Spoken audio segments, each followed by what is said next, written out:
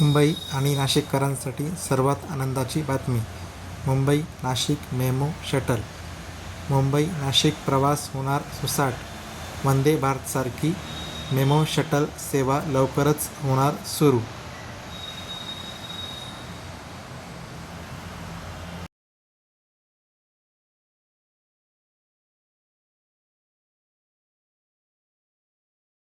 Mumbai Nashik MEMU local news. Mumbai ते नाशिक प्रवास करणाऱ्यांसाठी आनंदाची बातमी आहे.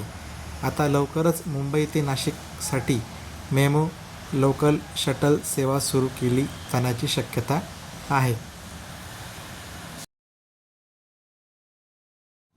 मुंबई आणि नाशिककरांसाठी आनंदाची बातमी. आता मुंबई ते नाशिक प्रवास सुसाट होणार आहे. लवकरच मुंबई ते नाशिक दरम्यान मेमो शटल सेवा सुरू होणार आहे. यामुळे मुंबई ते नाशिक प्रवास करणाऱ्यांना दिलासा मिळणार आहे.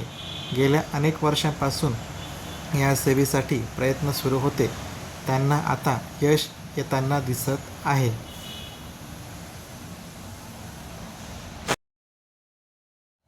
मध्य रेल्वे प्रशासनाने यासाठी पाऊल उचलले आहे. कसारा घाटात मेमो लोकलची चाचणी घेण्यास सुरुवात केली आहे. हा घाट आव्हानात्मक आहे, त्यामुळे या मार्गावर टेस्ट घेतली जात आहे. या सेवेमुळे मुंबई नाशिककरांना खूप फायदा होणार आहे. ही सेवा सुरू झाल्यानंतर प्रवाशांना मेल किंवा एक्सप्रेसवर अवलंबून राहावे लागणार नाही.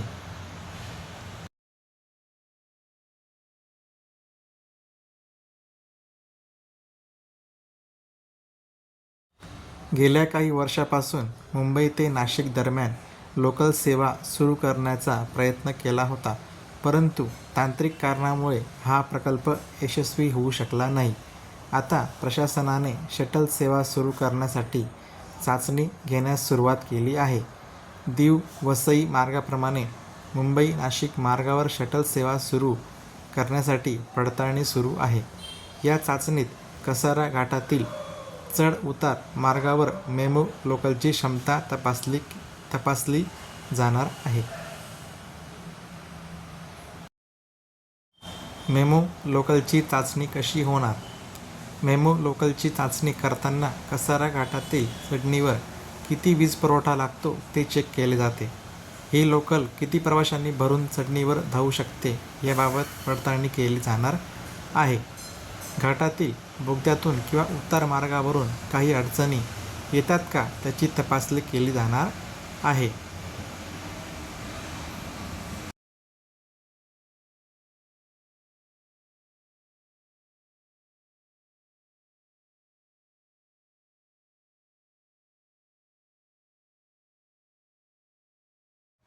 मेमो लोकलची खासियत. मेमो लोकल ही वंदे भारतप्रमाणेच असणार आहे. या मेमो लोकलमध्ये 19 डबे प्रस्तावित आहेत. या लोकलला वेग देण्यासाठी 6 मोटर कोच असणार आहेत. त्यामुळे ही लोकल जास्त वेगाने धावण्याची शक्यता आहे.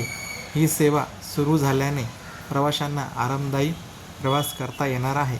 या चाचण्या लवकर होऊन ही सेवा प्रवाशांसाठी लवकर सुरू करावी अशी अपेक्षा व्यक्त केली जात आहे. तर अशा पद्धतीने नाशिक आणि मुंबईकरांसाठी ही खूप आनंदाची बातमी आहे. आणि जे प्रवासी नाशिकहून मुंबईला कामानिमित्त जातात त्यांच्यासाठी ही खूप चांगली बातमी आहे.